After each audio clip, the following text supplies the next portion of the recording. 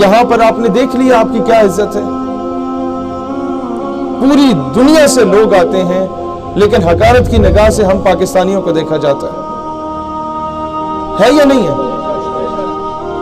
ہے نا؟ ہم نے اپنا معیار گرایا ہے, ہم نے جھوٹ بولا ہے اور پھر ہم نے جھوٹوں کا ساتھ دیا ہے. آپ کو بھکاری سمجھا جاتا ہے نا؟ کیوں؟ اب ایک لطیفہ سا ہے, اس میں شاید آپ کو ہنسی نہ آئے, لیکن اگر آپ اسے سمجھ جائیں تو آپ کی آنے والی نسلیں سنور سکتی ہیں. اب غور سے سنیے گا کہ چاند پر ایک اسپیس شپ جا رہی تھی. اسپیس شپ میں امریکہ سے جا رہی تھی, 6-7 سائنسدان تھے اور ایک ٹونی نام کا کتا موجود تھا.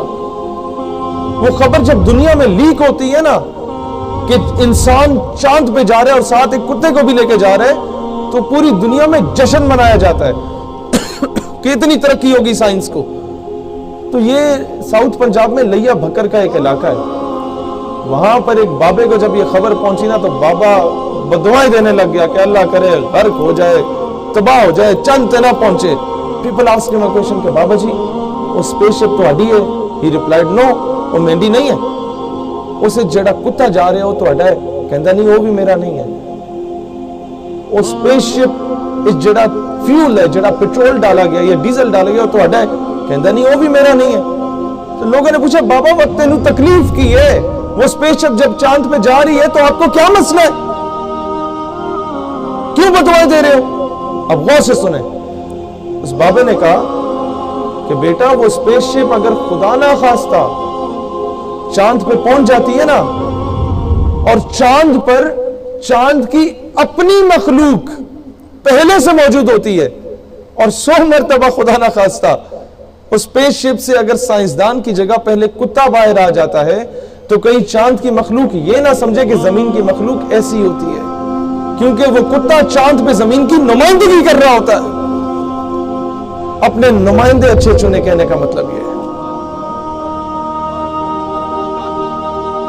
جب آپ کا حاکم وقت پچھلے 20 سالوں سے ہر حکومت میں جا کے کشکول پھیلا رہا ہے, کبھی ورلڈ بینک, کبھی IMF, کبھی امریکہ, کبھی برطانیہ کے گوٹے گٹوں میں بیٹھ رہا ہے, تو پوری دنیا آپ کو بھکاری سمجھے گی.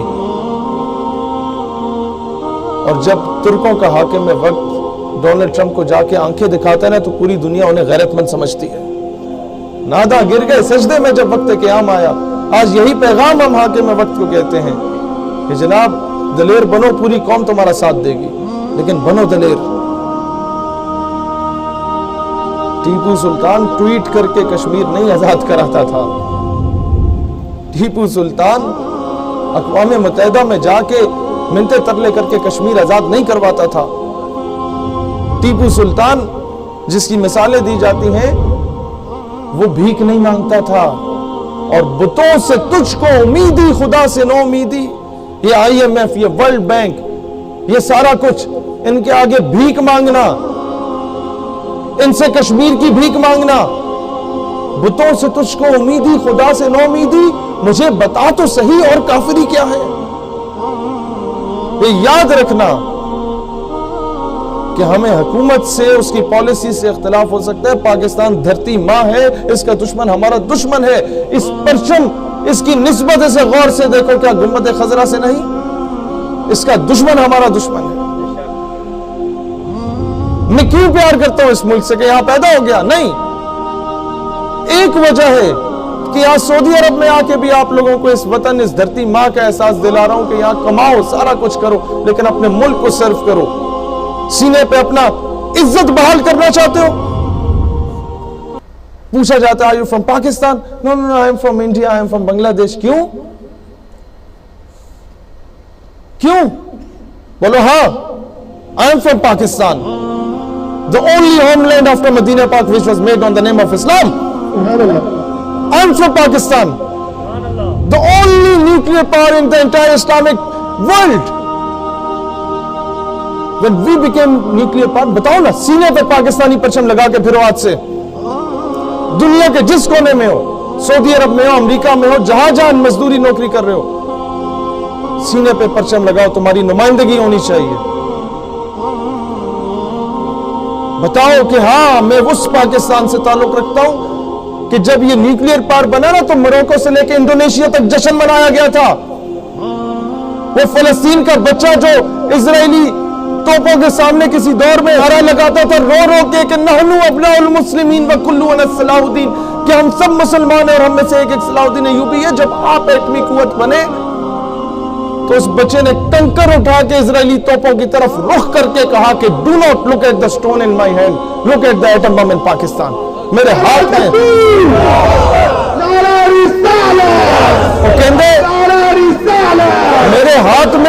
मेरे हाथ में ये कंकर ना देखो, पाकिस्तान में मौजूद एटम बम देखो। पूरी दुनिया को आपसे उम्मीदें वाबस्ता हैं। आप लोग अपना दिफा नहीं करेंगे तो दुनिया ठुड्डे मारेगी, लाते मारेगी, और ये कानून है दुनिया का। फख्र से सीना तान के चलें कि दुनिया में सबसे ज्यादा इश्क रखने वाली कौम ही हम है। मीरे अरब को आई ठंडी हवा, जहां से मेरा वतन वही है। क्यों ठंडी हवा और खुशबू आई रसूलुल्लाह अलैहि सलाम को इस बड़े सगीर के खत्ते से? दोस्ताने ज़ीवकार, जब जब उम्मत मुस्लिमा पर मुश्किल वक्त आया तो पाकिस्तानी तैयारे ही गए, फलस्तीन तक गए। एयर मार्शल नूर खान के तैयारे गए, और जब उनके जहाजों को तबाह किया तो वो शुक्र अदा कर रहे थे कि जहाज पाकिस्तान से आए थे, जॉर्डन के नहीं थे, वरना तो ये मुसलसल हमें तबाह करते रहते। इन्होंने तो वापस चले जाना है, एशियंस हैं। तो अपनी कदर जानो यार। क्या किसी के घर से जाके खाना खा रहे हो, मजदूरी कर रहे हो, झाड़ू लगा रहे हो, टैक्सी चला रहे हो, अपनी हक हलाल की कमाई खा रहे हो? बराबरी की सतह में जीना सीखो, गुलाम बन के ना जियो।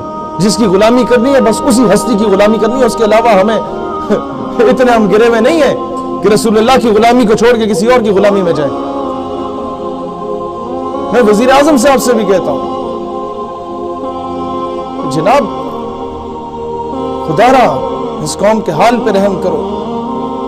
इसकी इज्जत बहाल करनी है तो कह दो इस कौम से कि नहीं, मुझसे झूठ नहीं बोला जाता, महंगाई होगी, बर्दाश्त कर लो, बस अब हम भीख नहीं मांगेंगे, बस अब हम किसी के कहने पे अपनी कौम के फैसले नहीं करेंगे, अब किसी के प्रेशर में आके हम रेमंड डेविस या कर्नल जोसेफ को वापस नहीं भेजेंगे, अब किसी के प्रेशर में आके हम आसिया मलूना को रिहा करने के लिए 80,000 लोगों को गिरफ्तार नहीं करेंगे, अब किसी के प्रेशर में आके किसी गुस्ताख को छोड़ने के लिए हम उलमा को शहीद नहीं करेंगे।